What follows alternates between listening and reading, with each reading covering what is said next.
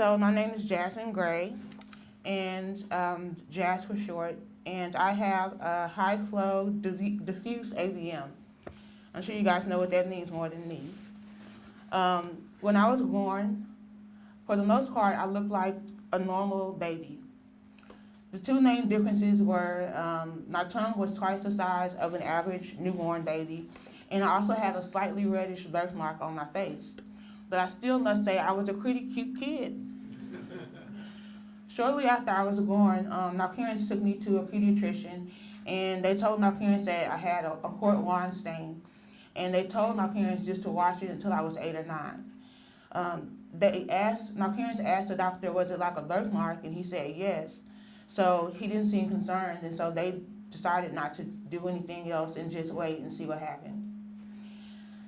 They struggled to feed me as a newborn baby, and until I was old enough to eat on my own, my mother would have towels soaked with baby formula because it wouldn't stay in my mouth. As I grew older, around 8 or 9, I can remember having a relatively normal childhood. I had a lot of friends. I was very busy. I was in theater. I was in dance. I was in Girl Scouts. I didn't have any real medical issues up until this point.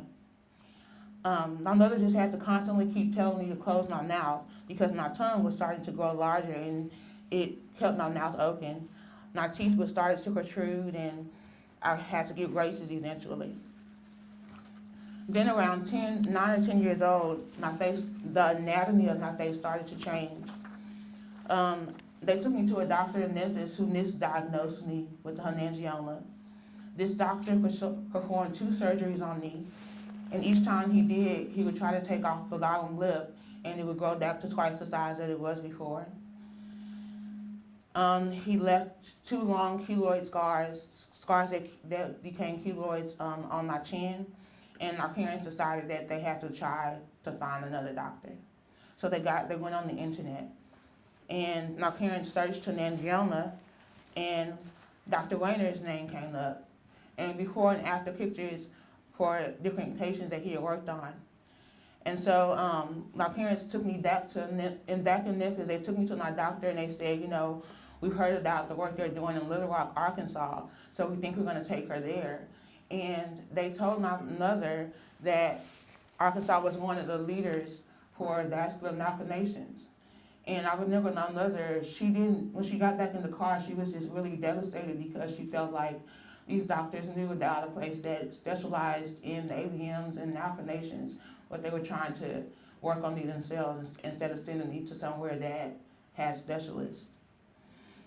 Dr. Weiner would clean up the scars and the botched job that the other physicians did, and he told me that I had been misdiagnosed.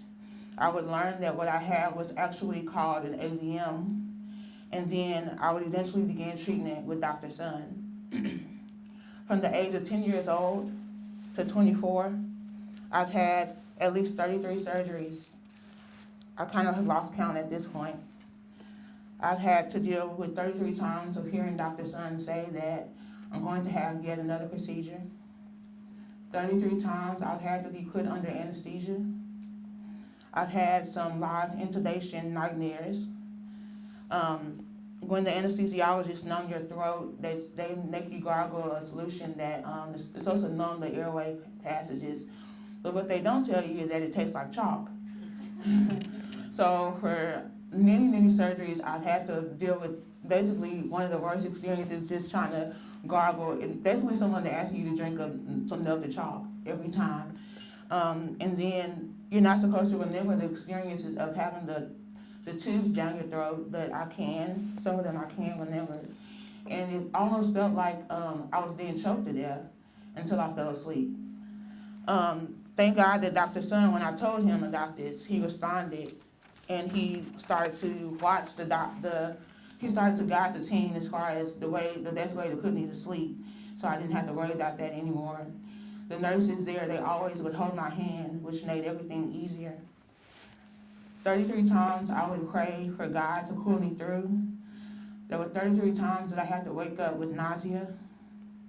I had to deal with the fact that I was in the hospital yet again, hooked to IVs, using the bathroom through a catheter. 33 times of going through the recovery process to get back to my version of healthy and stable. Over the years, I faced a range of issues, from medical, social, to emotional. I can remember in Memphis dealing with one of my earliest infections. I remember being in pain through the night and my parents rushing me to the emergency room the next day. I can remember lying on the hospital bed and I was scared and I remember screaming. They finally got the pain under control and my parents took me back to Little Rock.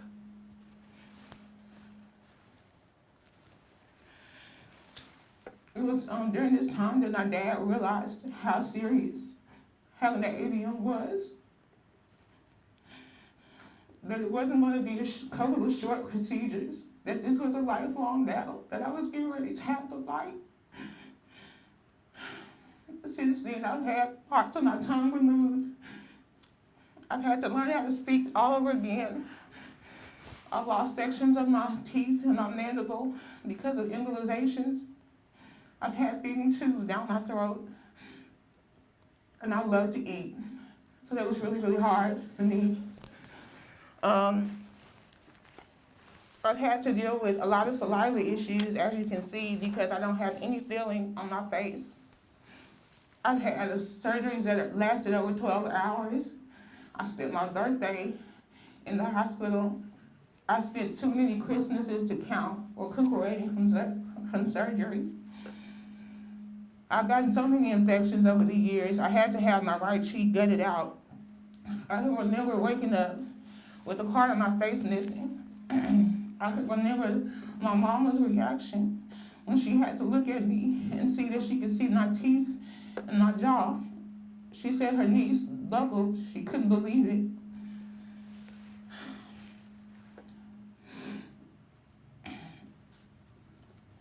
The facial paralysis left me severely deformed. I have to break up my food into small bites just so I can enjoy it.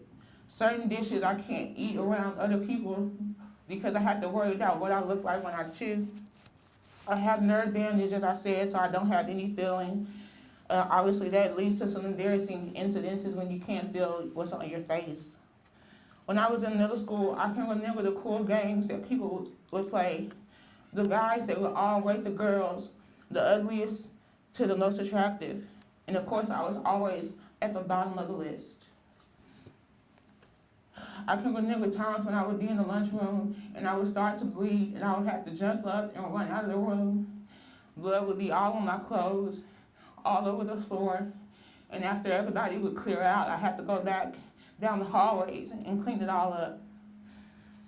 After 9th grade, I began to have so many procedures that I was homebound from 10th grade through 12th grade. I spent most of my high school years at home. No crazy memories about what happened in class or what happened after school. No seeing the football team win the championship. No prom, no dances. I was bound at home, not only because of the seemingly endless cycle of medical procedures, but because of the fear of how I would be perceived by other people. I remember going through bouts of depression and having to see a hospital psychiatrist. There were times when we had to move my hospital bed in my room, when I never thought I'd leave my house, times when I doubted if I'd ever be healthy enough to achieve any of my dreams. I never questioned God about why He was allowing these things to happen to me. I just asked Him one question: what is the point? What is the purpose for all the things you allowed me to endure? With constant prayer and studying, those years I spent at home transformed. They went from a time of isolation to a time of reflection. I used that time to grow closer to God and to develop a higher focus for my life. I had always been a writer, but now I express myself with vigor through songs and plays that I wrote, and articles that were published in newspapers and magazines. I wanted to inspire as many people as I could. I started a nonprofit to collect new pajamas for kids who had to stay extended periods of time at the hospital. And today, Jazz's Jannies has collected over 4,000 pairs of pajamas for kids around the country. When I did find the courage to finally leave my home, and I had to start trying to interact with society once again, I did so bandaged and still healing. I had to then and still have to deal with the second, the third, and the fourth glances of strangers. Sometimes I still have to fight the urge to avoid crowds just so I won't have to deal with the gawking and the stares and all of the assumptions. Over the years, though, God has allowed me to gain enough strength and perspective and peace to deal with all of the ups and downs, the good days and the bad days, the setbacks and my achievements. As Dr. Sun said, I graduated in the top 25 of my class from high school. I got a full scholarship to Middle Tennessee State University, where I studied journalism. And then I went on to get a full academic fellowship to Syracuse, where I studied television and film production.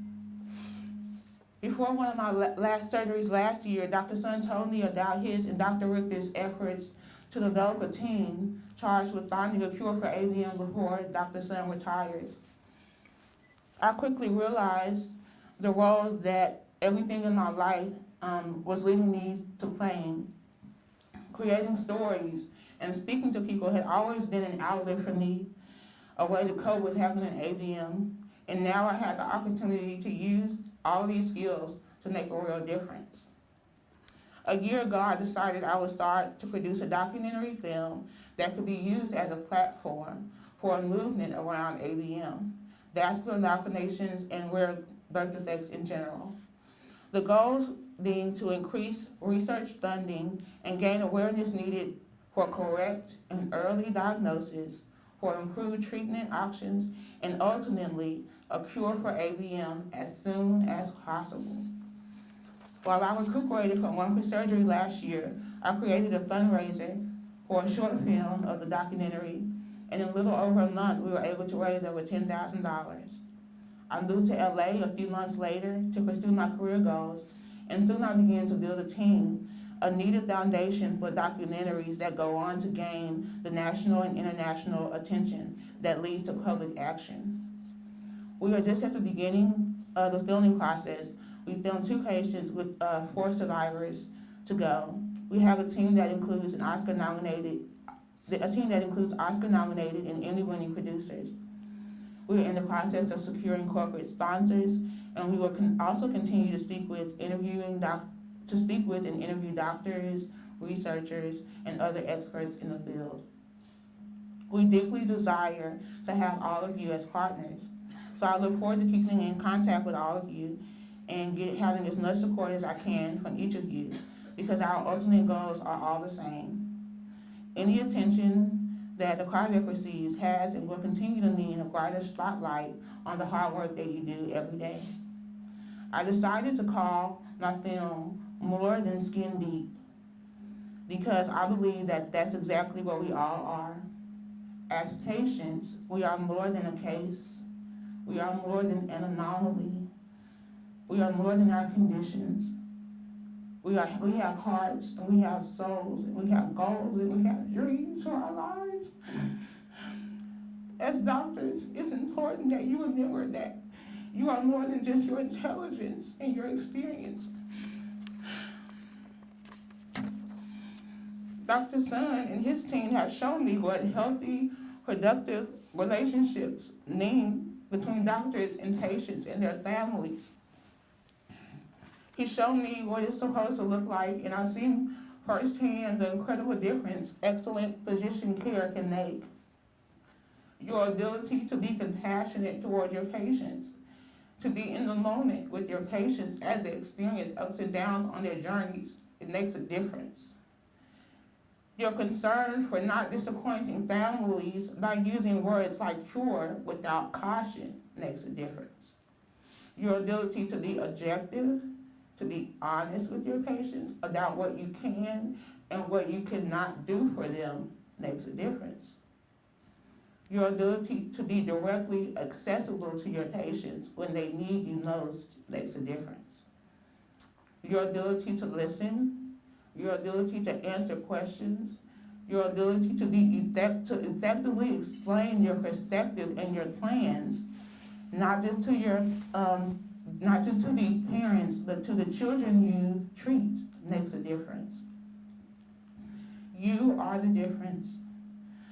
Not only does what you do matter, but the spirit in which you do your job matters.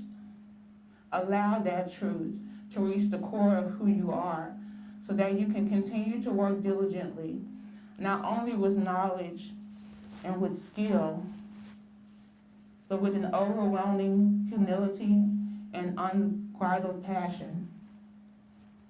You see, I refuse to sit back and just watch another generation of kids diagnosed with vascular malformations have to face the exact same challenges that I've had to face. I'm doing what I can. We each have to focus like never before on the part that each of us has to play. Quality of life for so many patients, particularly young people with so much potential and so much promise, it hangs in the balance.